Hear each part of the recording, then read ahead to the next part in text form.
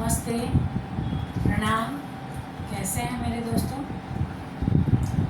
गर्मी में सब कोई तो अभी पक रहे होंगे बहुत ज़्यादा ही गर्मी है।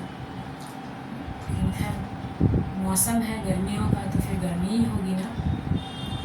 खैर सब समय बदलता है, ये मौसम भी बदलेगा। जैसे इंसान बदलते हैं वैसे मौसम भी बदलता है। तो आज चलिए एक नए मुद्दे पर मैं बात करने आई हूँ और वो मुद्दा है बच्चों के ऊपर।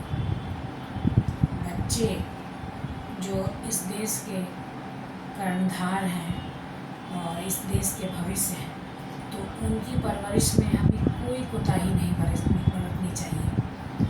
और वो जो परवरिश है ना, बचपन का परवरिश आगे भी बहुत लाभदायक होता है। उसके ऊपर ध्यान रखते हुए हम गार्जियन, हम पेरेंट्स का फ़र्ज बनता है कि हम उनके ऊपर विशेष ध्यान दें। और अगर हम शुरुआत में ध्यान देंगे तो उनका फ्यूचर ब्राइट रहेगा। और उनके फ्यूचर के लिए हम ही को तो सोचना होगा ना। जैसे आजकल के बच्चे हैं, उनकी पढ़ाई लिखाई का सारा पैटर्न चेंज हो गया है। वो पहले वाली बात बिल्कुल ही नहीं रह गई। पढ़ाई लिखाई का ढंग, स्कूल का डिसिप्लिन और स्कूल का माहौल बहुत कुछ बदल गया है। तो उसके बदलने से क्या होता है ना कि बच्चे भी बहुत बचपन में ही उनमें बड़ों वाली प्रवृत्ति जगने लगती है। और सबसे बड़ी बात है कि आजकल मोबाइल और यूट्यूब और ये सब, इन सबों की वजह से बहुत कुछ चेंजेज आ गया है। और उस चेंज को थोड़ा घर में भी लोगों को ध्यान देना पड़ेगा। और ध्यान इस कदर देना होगा ताकि उनका जो रास्ता गलत ना पकड़े हो। और जब रास्ता शुरू में ही गलत हो जाएगा तो फिर उनका आगे का सोचिए कि बस बेड़ा गर्क है। और हम माता पिता को इसके लिए बहुत ज़्यादा ही कॉन्शियस रहना पड़ेगा, क्योंकि बच्चे आजकल की पढ़ाई इतनी ज़्यादा, मतलब रफ़ एंड टफ कहिए उसको या बहुत ज़्यादा हार्ड कहिए, पहले ऐसी बात नहीं थी।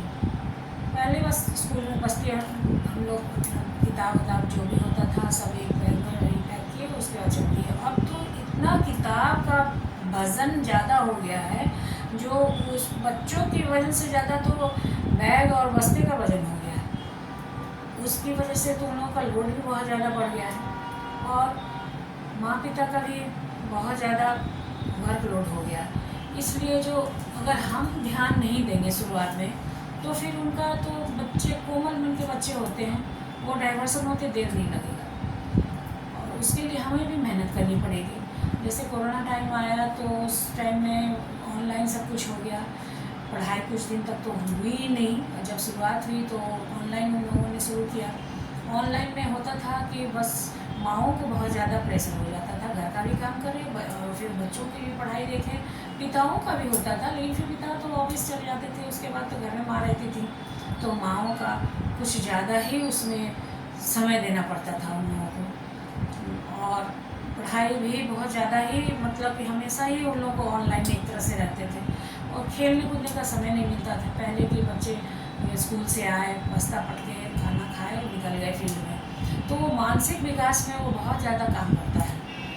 और आजकल वो बात रह नहीं गई है। अगर फिर स्कूल से आते भी हैं तो फिर वो बस खाना खाते वक्त माँ, वो लोग मोबाइल के बिना तो कुछ आजकल चलता नहीं है, मोबाइल देखते रहेंगे, खाते रहेंगे। और माँ लोगों को भी निश्चिंता होती है कि चलो बच्चे खा तो रहे हैं ना कम से कम, तो उसमें तो थोड़ा सा तो डाइवर्सन होता ही है ना।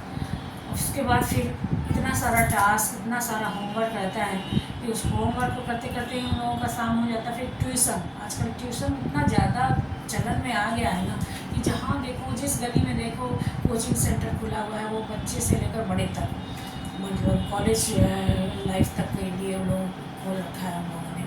हमारे ही मोहल्ले में तो बहुत सारा ऐसा है कोचिंग सेंटर। तो उसके बाद फिर वो लोग कोचिंग सेंटर में चले जाते हैं और आते हैं। उसके बाद फिर क्या होता है कि कहते हैं ना कि घर ही प्रथम पाठशाला होता है। तो घर में हम लोगों को चाहिए, माता पिता को चाहिए कि अच्छा अनुशासन, अच्छे अनुशासन में, अच्छे संस्कारों में पहले उन लोगों को ढालें, वो अच्छे इंसान बने लोगों के लिए वो सोचें, अच्छे अच्छे काम करें। और सबसे बड़ी बात है कि मतलब उनका रास्ता गलत ना हो, सही रास्ते पे वो चले, अनुशासन के साथ, संस्कारों के साथ, तभी उनका फ्यूचर ब्राइट होगा। और ये ज़रूरी नहीं है कि सिर्फ पढ़ाई करके ही वो इंसान बने या वो कोई नौकरी करे। पढ़ाई के अलावा भी बहुत सारा एक्स्ट्रा एक्टिविटीज़ है जिसमें वो अपना मन लगा सकते हैं या अपने आप को उस लाइन में ले जा सकते हैं। पढ़ाई है, संगीत है, क्रिकेट है, गेम है।